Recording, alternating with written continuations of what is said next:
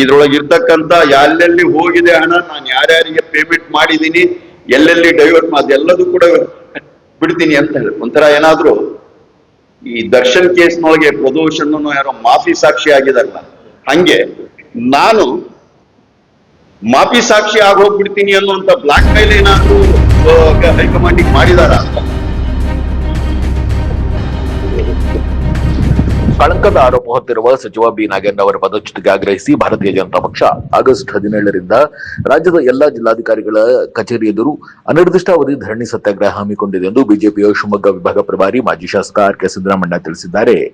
ಶಿವಮೊಗ್ಗ ಜಿಲ್ಲಾ ಬಿಜೆಪಿ ಕಚೇರಿಯಲ್ಲಿ ಪತ್ರಿಕಾಗೋಷ್ಠಿ ನಡೆಸಿ ಮಾತನಾಡಿದ ಆರ್.ಕೆ. ಸಿದ್ದರಾಮಣ್ಣ, ಈ ಹಿಂದೆ ಸಿದ್ದರಾಮಯ್ಯ ಮುಖ್ಯಮಂತ್ರಿಗೆ ಇದ್ದಾಗ ಇದೇ ಬಿ ನಾಗೇಂದ್ರ ಅವರ ಮೌಖಿಕ ಆದೇಶದ ಮೇರೆಗೆ ಮಹರ್ಷಿ ವಾಲ್ಮೀಕಿ ಅಭಿವೃದ್ಧಿ ನಿಗಮದಲ್ಲಿ 187 ಕೋಟಿ ರೂಪಾಯಿ ಅವ್ಯವಹಾರ ನಡೆದಿದೆ ಎನ್ನಲಾಗಿದ್ದು, ಅದರಲ್ಲಿ ನಾಗೇಂದ್ರ ಅವರು 88 ಕೋಟಿ ರೂಪಾಯಿಗಳನ್ನು ತಮ್ಮ ಸ್ವಂತಕ್ಕೆ ಬಳಸಿದ್ದರ ಬಗ್ಗೆ ತನಿಖೆಯಿಂದ ಬೆಳಕಿಗೆ ಬಂದಿದೆ. ಅಲ್ಲದೆ ಈ ಪ್ರಕರಣಕ್ಕೆ ಸಂಬಂಧಿಸಿದಂತೆ 3 ಅಧಿಕಾರಿಗಳ ಅಮಾನತು ಸೇರಿದಂತೆ ನಾಗೇಂದ್ರ ಅವರೇ ರಾಜೀನಾಮೆ ನೀಡಿದ್ದರು ಎಂದರು. ರಾಜ್ಯ ವಾಲ್ಮೀಕಿ ಅಭಿವೃದ್ಧಿ ನಿಗಮದಲ್ಲಿ ಪರಿಶಿಷ್ಟ ಪಂಗಡಕ್ಕೆ ಮೀಸಲಾಗಿದ್ದ 187 ಕೋಟಿ ರೂಪಾಯಿಗಳನ್ನು ಸಚಿವ ಬಿ ನಾಗೇಂದ್ರ ಅವರ ಮೌಖಿಕ ಆದೇಶದ ಮೇರೆಗೆ ಅಧಿಕಾರಿಗಳು ಬೇರೆ ಬೇರೆ ಖಾತೆಗಳಿಗೆ ವರ್ಗಾವಣೆ ಮಾಡಿದ್ದಾರೆ ಎಂದು ಆ ನಿಗಮದ ಅಧಿಕಾರಿಯಾಗಿದ್ದ ಚಂದ್ರಶೇಖರ್ ತಾವು ಶಿವಮೊಗ್ಗದಲ್ಲಿ ಆತ್ಮಹತ್ಯೆ ಮಾಡಿಕೊಳ್ಳುವುದಕ್ಕೂ ಮುನ್ನ ತಾವು ಬರೆದಿದ್ದ ಡೆತ್ ನೋಟ್ ಅಲ್ಲಿ ಹೇರಿದ್ದರು ಎಂದ ಅವರು, ಮೃತರ ಕುಟುಂಬಕ್ಕೆ ಸರ್ಕಾರದಿಂದ ಸಿಗಬೇಕಾದ ಪರಿಹಾರ ಇನ್ನೂ ದೊರಕಿಲ್ಲ ಎಂದು ಬೇಸರ ವ್ಯಕ್ತಪಡಿಸಿದರು. ಒಂದು ವೇಳೆ ತಮಗೆ ಸಚಿವ ಸ್ಥಾನ ನೀಡದಿದ್ದರೆ ವಾಲ್ಮೀಕಿ ಹಗರಣದ ವಿವರಗಳನ್ನು ಬಯಲಿಗೆ ಇಳಿಯುತ್ತೇನೆ ಎಂದು ಬಿ ನಾಗೇಂದ್ರ ಕಾಂಗ್ರೆಸ್ ಹೈಕಮಾಂಡ್ಗೆ ಬ್ಲಾಕ್ಮೇಲ್ ಮಾಡಿದ್ದಾರಾ? ಅದಕ್ಕೆ ಹೆದರಿ ಕಳಂಕಿತ ಆರೋಪ ಹೊತ್ತಿರುವ ನಾಗೇಂದ್ರಗೆ ಸಚಿವ ಸ್ಥಾನ ನೀಡಿದ್ರಾ ಎಂದು ಪ್ರಶ್ನಿಸಿದ ಅವರು, ಈ ಗಂಭೀರ ಪ್ರಕರಣವನ್ನು ಮುಚ್ಚಿ ಹಾಕಲು ಕಾಂಗ್ರೆಸ್ ಹೈಕಮಾಂಡ್ ನಾಗೇಂದ್ರಗೆ ಸಚಿವ ಸ್ಥಾನ ನೀಡಿದೆ ಎಂದು ಆಪಾದಿಸಿದರು. ರಾಜ್ಯ ಕಾಂಗ್ರೆಸ್ನಲ್ಲಿ ಅತೃಪ್ತಿಯ ಹೊಗೆ ಆಡುತ್ತಿದೆ. ಡಿಕೆ ಶಿವಕುಮಾರ್ ಅವರು ಮುಖ್ಯಮಂತ್ರಿಯಾಗಿ ಅಧಿಕಾರ ಸ್ವೀಕರಿಸಿ 2 ತಿಂಗಳಾದವು.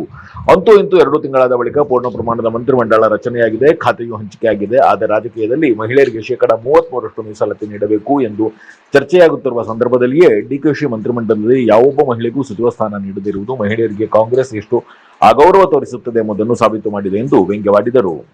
ಪತ್ರಿಕಾಗೋಷ್ಠಿಯಲ್ಲಿ ಬಿಜೆಪಿ ಜಿಲ್ಲಾಧ್ಯಕ್ಷ ಎನ್.ಕೆ. ಜಗದೀಶ್, ಪ್ರಮುಖರಾದ ಹರಿಕೃಷ್ಣ, ಮೋಹನ್ ರೆಡ್ಡಿ, ಸುರೇಖಾ ಮುರಳೀಧರ, ಹರೀಶ್, ಚಂದ್ರಶೇಖರ್, ಮಂಜುನಾಥ್ ಇನ್ನಿತರರಿದ್ದರು.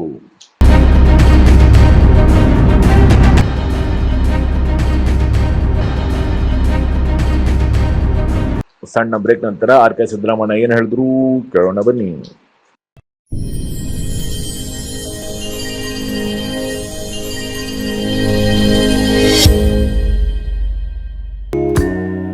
ಅಭಿವೃದ್ಧಿಯ ಹರಿಕಾರರು, ಯುವಕರ ಆಶಾ ಕಿರಣ, ನಮ್ಮ ಶಿವಮೊಗ್ಗ ಜಿಲ್ಲೆಯ ಹೆಮ್ಮೆಯ ಸಂಸದರಾದ ಸನ್ಮಾನ್ಯ ಶ್ರೀ ಬಿ.ವೈ. ರಾಘವೇಂದ್ರರವರಿಗೆ ಜನ್ಮದಿನದ ಹಾರ್ದಿಕ ಶುಭಾಶಯಗಳು. ಶುಭ ಕೋರುವವರು ಗಿರೀಶ್ ಭದ್ರಾಪುರ, ದಿಶಾ ಸಮಿತಿ ಸದಸ್ಯರು, ಭಾರತ ಸರ್ಕಾರ.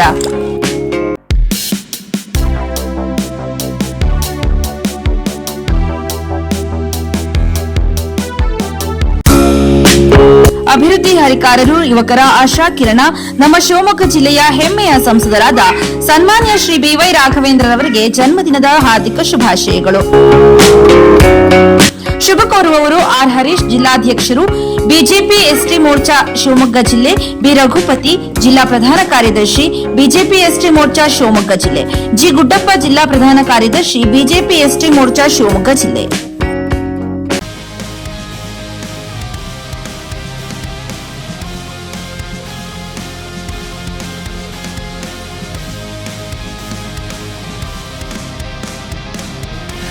ನಂಜಪ್ಪ ಲೈಫ್ ಕೇರಲ್ಲಿ first time Velys robot use ಮಾಡಿ robotic assistant left side knee replacement start ಮಾಡ್ತಿದ್ದೀವಿ. ಆ system is directly from USA, imported one.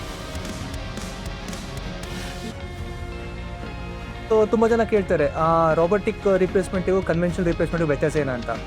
So robotic ರಿಪ್ಲೇಸ್ಮೆಂಟಲ್ಲಿ ವ್ಯತ್ಯಾಸ ಏನಂದರೆ ನಿಖರತೆ ಜಾಸ್ತಿ ಇರುತ್ತೆ. ಈ ನಾವು ಕನ್ವೆನ್ಷನಲ್ಲಿ ನಾವು ಮಾಂಸಖಂಡ MCL ಲಿಗಮೆಂಟ್ ಅಂತ ಇರುತ್ತೆ, ಲಿಗಮೆಂಟ್ ರಿಲೀಸ್ ಜಾಸ್ತಿ ಮಾಡ್ತೀವಿ. ಸೊ ಪೇಷಂಟಿಗೆ ಪೋಸ್ಟ್ ಸರ್ಜರಿ ಪೇನ್ ಇರುತ್ತೆ. ಬಟ್ ನಮ್ಮ ರೋಬೋಟಿಕ್ಸಲ್ಲಿ ನಾವು ಅದನ್ನು ರಿಲೀಸ್ ಮಾಡೋ ಅವಶ್ಯಕತೆ ಇರೋಲ್ಲ. ಮತ್ತು ಮೊಬಿಲಿಟಿ, ಅರ್ಲಿ ರಿಕವರಿ ಇರುತ್ತೆ, ಮತ್ತು ಅಲೈನ್ಮೆಂಟ್ ಪ್ರಿಸೈಸ್ ಬರುತ್ತೆ. ಇದರಲ್ಲಿ ಡಿಫ್ರೆಂಟ್ ವೇರಿಯೇಷನ್ ಬರುತ್ತೆ. ಒಂದು ಕೈನೆಮ್ಯಾಟಿಕ್ ಅಲೈನ್ಮೆಂಟ್ ಅಂತ ಕರಿತೀವಿ, ಒಂದು ರಿವರ್ಸ್ ಕೈನೆಮ್ಯಾಟಿಕ್ ಅಲೈನ್ಮೆಂಟ್ ಅಂತ ಕರಿತೀವಿ. ಸೊ ಈ ಸಿಸ್ಟಮ್ ನಮಗೆ ಸರ್ಜನ್ಸ್ಗೆ ರಿಯಲ್ ಟೈಮ್ ಇಮೇಜಿಂಗ್ ಕೊಡೋದ್ರಿಂದ ನಮಗೆ ಎಷ್ಟು ಆ್ಯಕ್ಯುರೇಟಾಗಿ ಬೋನ್ ಕಟ್ ಮಾಡಬೇಕು ಮತ್ತು ಎಷ್ಟು ಆ್ಯಕ್ಯುರೇಟಾಗಿ ಹ್ಯಾಂಗಲಲ್ಲಿ ಇನ್ಸಿಷನ್ ತಗೋಬೇಕು ಅನ್ನೋದಕ್ಕೆ ಹೆಲ್ಪ್ ಆಗುತ್ತೆ.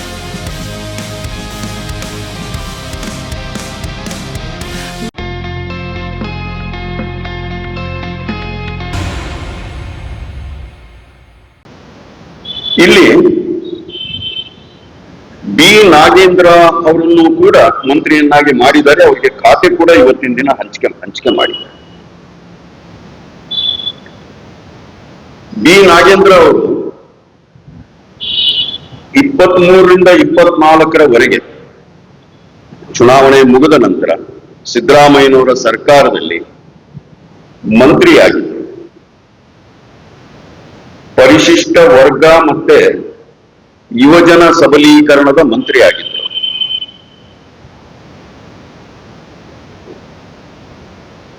ಇಪ್ಪತ್ನಾಲ್ಕರಲ್ಲಿ ರಾಜೀನಾಮೆ ಕೊಟ್ಟರು.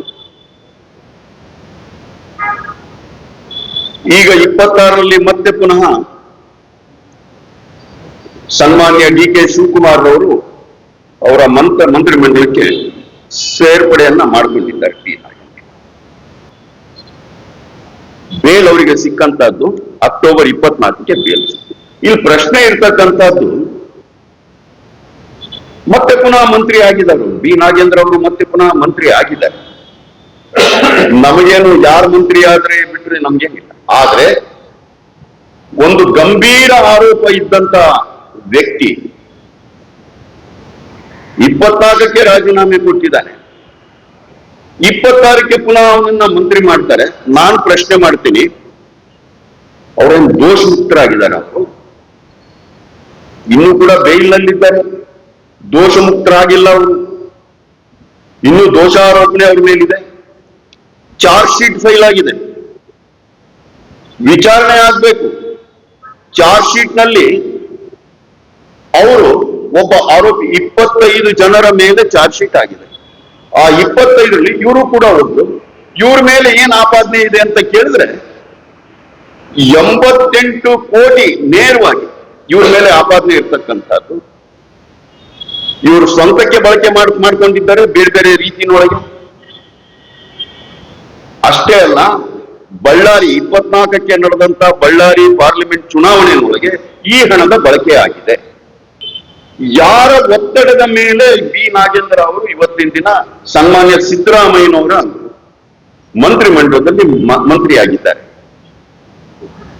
ಹೈಕಮಾಂಡ್ ಯಾತಕ್ಕೋಸ್ಕರ ಇವ್ರನ್ನ ಮಂತ್ರಿ ಮಾಡ್ತು ಅಂತ ಕೇಳಿದ್ರೆ, ಬಾಕಿ ಎಲ್ಲ ಸಂಗತಿಗಳನ್ನು ಕೂಡ ಎಲ್ಲೆಲ್ಲಿ ಹಣ ನಾನು ಕಳಿಸಿದ್ದೇನೆ, ಯಾರ್ಯಾರಿಗೆ ಕಳಿಸಿದ್ದೇನೆ, ಇದನ್ನ ನಾನು ಡಿಸ್ಪೋಸ್ ಮಾಡ್ತೇನೆ, ನನ್ನನ್ನ ಮಂತ್ರಿ ಮಾಡದೆ ಹೋದ್ರೆ ಅಂತ ಹೇಳಿ ಅವರು ಹೈಕಮಾಂಡ್ಗೆ ಬ್ಲಾಕ್ ಮೇಲ್ ಮಾಡಿ ಅವರು ಮಂತ್ರಿ ಆಗಿ ಇಷ್ಟೆಲ್ಲ ಇರೋ ಸರ್.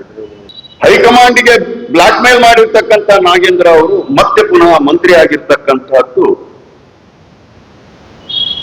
ಇದು ಸ್ವಚ್ಛ ಆಡಳಿತದ ಹಿನ್ನೆಲೆಯೊಳಗೆ ಆಗಿರ್ತಕ್ಕಂಥ ಸಂಗತಿ ಅಲ್ಲ. ಇದು ಇನ್ನೊಂದು ಕೂಡ ಈ ಗಂಭೀರವಾದಂತಹ ಹಗರಣವನ್ನ ಮುಚ್ಚಿ ಹಾಕ್ತಕ್ಕಂಥ, ಸಾಕ್ಷಿಗಳ ಮೇಲೆ ಪ್ರಭಾವ ಬೀರ್ಲಿಕ್ಕೆ ಒಂದು ಅವಕಾಶವನ್ನ ಸನ್ಮಾನ್ಯ ಬಿ ನಾಗೇಂದ್ರ ಅವರಿಗೆ ಕೊಡ್ತಕ್ಕಂಥ ಕೆಲಸ ಮಾಡಿದರೆ. ಇದನ್ನ ಪಕ್ಷ ಬಹಳ ಗಂಭೀರವಾಗಿ ತೆಗೆದುಕೊಂಡಿದೆ. ಪಕ್ಷ 17ನೇ ತಾರೀಕಿನಿಂದ ಇಡೀ ರಾಜ್ಯದೊಳಗೆ, ಜಿಲ್ಲಾ ಕೇಂದ್ರದೊಳಗೆ ಬಿ ನಾಗೇಂದ್ರ ಅವರ ರಾಜೀನಾಮೆಯನ್ನು ಒತ್ತಾಯ ಮಾಡೋದಕ್ಕೋಸ್ಕರ ಎಲ್ಲಾ ಜಿಲ್ಲಾಧಿಕಾರಿಗಳ ಕೇಂದ್ರದ ಜಿಲ್ಲಾಧಿಕಾರಿ ಕಚೇರಿಗಳ ಮುಂದೆ ಧರಣಿಯನ್ನ, ನಿರಂತರವಾಗಿರ್ತಕ್ಕಂಥ ಧರಣಿಯನ್ನ ಕೊಡ್ತದೆ. ಅದೇ ಪ್ರಕಾರ ಶಿವಮೊಗ್ಗ ಜಿಲ್ಲೆಯನ್ನು 17ನೇ ತಾರೀಕು ಅವತ್ತಿನ ದಿನ ನಾಗರ ಪಂಚಮಿ ಕೂಡ ಇದೆ. 17ನೇ ತಾರೀಕು ಶಿವಮೊಗ್ಗ ಜಿಲ್ಲಾಧಿಕಾರಿಗಳ ಕಚೇರಿ ಮುಂದೆ ಶಿವಮೊಗ್ಗ ಜಿಲ್ಲಾ ಬಿಜೆಪಿ ವತಿಯಿಂದನೂ ಕೂಡ ಈ ಧರಣಿ ನಡೆಯುವಂತಹದ್ದು ಇದೆ.